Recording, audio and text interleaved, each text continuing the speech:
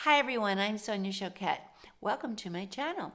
Today we're going to talk about the first chakra, what it means to be grounded, and what it feels like when you're not, and how to fix that if you got the problem. If you're new to my channel, I welcome you, and if you enjoy it, please be sure to push the subscribe button and the notification button before we go on. And for those of you who haven't done that, so I invite everyone to do that. So let's get on to the subject at hand, how to balance that first chakra, how to get grounded. Now, a lot of people talk about being grounded. It's an expression people use, but I really wonder if you know what it means or know when you aren't grounded. So let's talk about that. First, being grounded means that your spirit feels safe and comfortable in your body, and it feels nourished, supported, relaxed, loved, wanted, safe. A lot of people say, yeah, that would be really nice. I haven't had that experience, but you can create it. Now, what does it mean to be ungrounded? Well, it means to be agitated, to feel unsafe, threatened, insecure, rattled, overwhelmed, hungry, dehydrated, saturated, overstimulated, too many requests going on, too much to do, hurried, rushed. In other words, modern life. I mean, who isn't, to a large degree, more than not ungrounded? We could change that. The first thing is awareness. Learn to recognize when you're not grounded.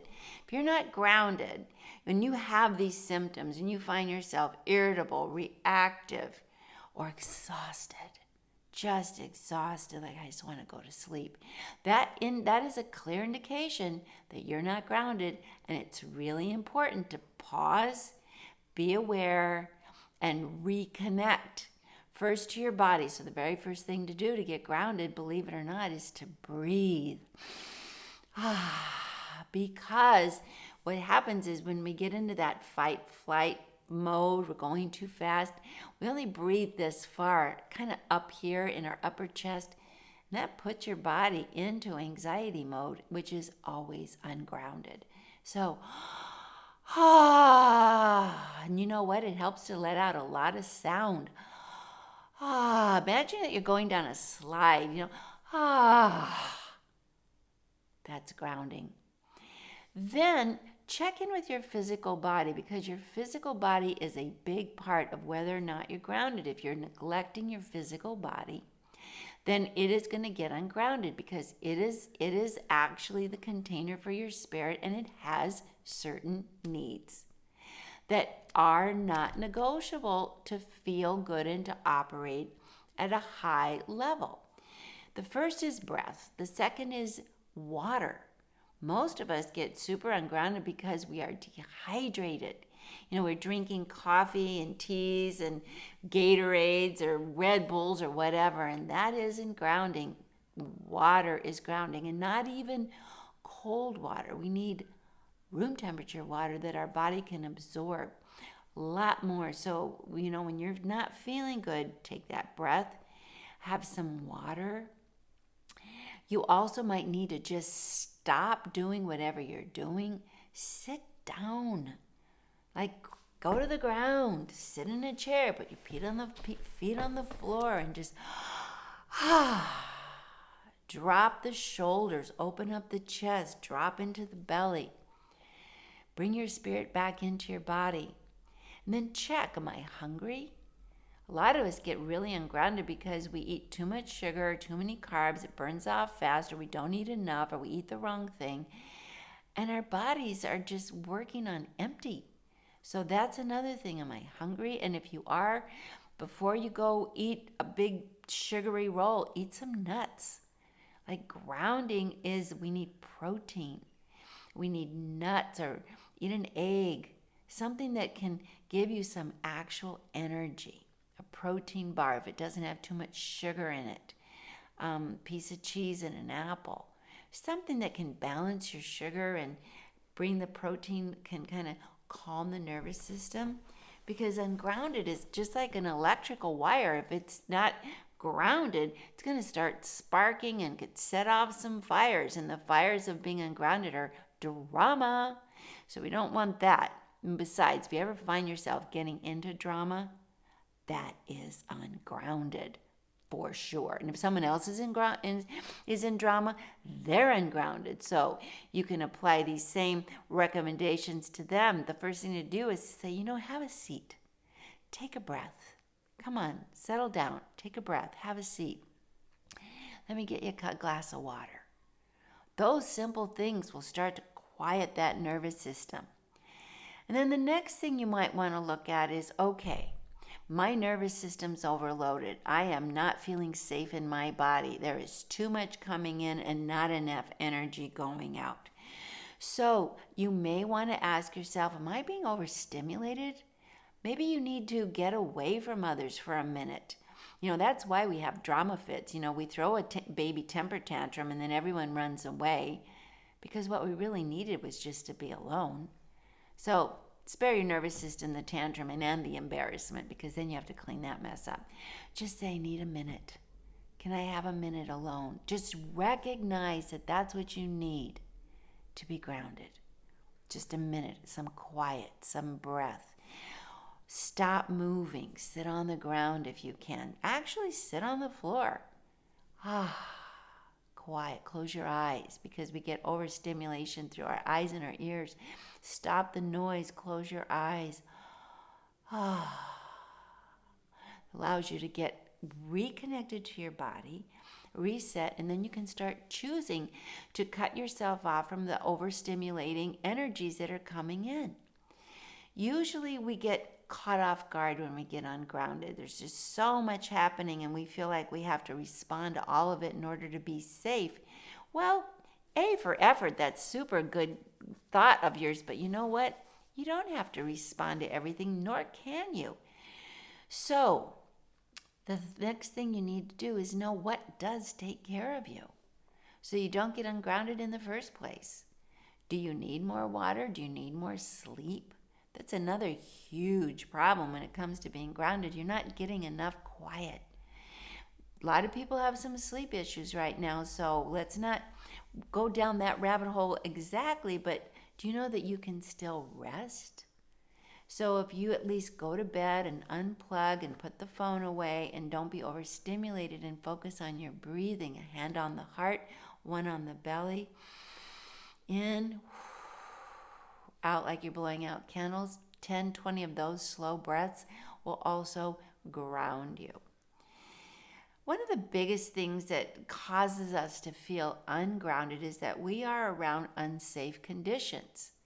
We are in jobs that we don't like, or we're with people that don't take care of us or don't show care for us. So, as long as we're in those conditions, it's going to be hard to be grounded. We're going to have to be extra attentive to taking care of ourselves when we are in circumstances and with people that aren't good for us. And give yourself permission to get away from them. It'll never, ever pay off to spend time with people who are threatening to your well-being. Now, the other thing I want to talk about in terms of groundedness is one of the things that leaves us feeling so ungrounded is we tell ourselves that we're outsiders. Sensitives, intuitives, and empaths particularly are the ones that feel that way. 5 sensories that are really dense and ego-centered don't really feel that way. Sensitives, empaths, intuitives, like you, like me, we tend to be inclined to tell ourselves, because we're different, we're more energetically sensitive, we're more aware than what other people are acknowledging, as if they just don't even see the forest for the trees, that we're outsiders. Well, guess what? We're not. We belong.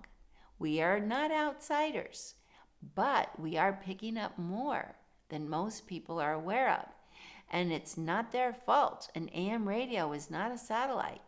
Most people are like AM radios. They only pick up a very low bandwidth. They're not that perceptive. So don't take it personally if you're with somebody whose energy perceptions run very small range.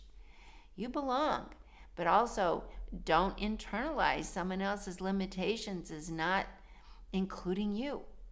They're operating at full max and still pick up very little. So practice some objectivity.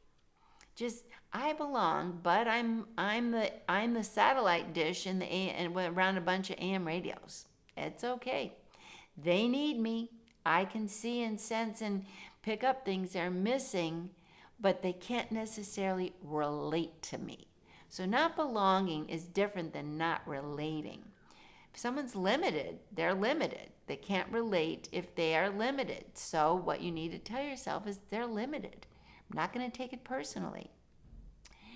It does help to do something physical, to take care of your physical body, to get grounded.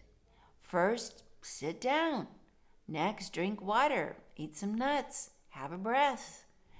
Unplug from stimulation, close your eyes. Cut the cords. Don't feel responsible for what isn't yours. And don't tell yourself, I don't belong.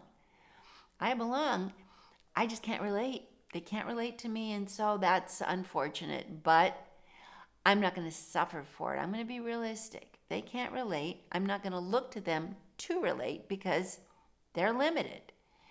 So the other way to be grounded is to have kindred spirits, to have people that you can talk to who can relate. But before you go running off to them, first check in with yourself. Are you taking care of your own needs? Are you nourishing your body? Are you getting the sleep you need? Are you unplugging from the stimulation? Are you drinking enough water? This responsibility lies with you. So if you start there and then you move outward saying, well, I belong, even though they can't relate, and so I'm going to find those that I can relate to help me ground my energy. That's a very good thing. That's a very, very good way to get grounded. The most important thing is to know you are a beautiful spirit in a physical body, and that physical body is primarily governed by its nervous system. That's like your electrical system. It's like the house, it's the lighting that lights up the house and gets everything going and gets all the appliances going. That's your nervous system. Like an electrical system, you need to understand what it needs, how it functions, and give it what it needs. Can't just ignore it and then go into temper tantrum meltdowns because you got overstimulated. So take it easy. I'll be back to talk about more grounding, first chakra, support, understanding, and techniques, because this is a big one and I don't want to overload too much at this time. So I'll be back with some more. Let's just call this part 1. And if you haven't done so already, please subscribe. So when you come back, we will continue this very important conversation on grounding the first chakra. And we'll do part 2. Okay, I'll see you then. All my love.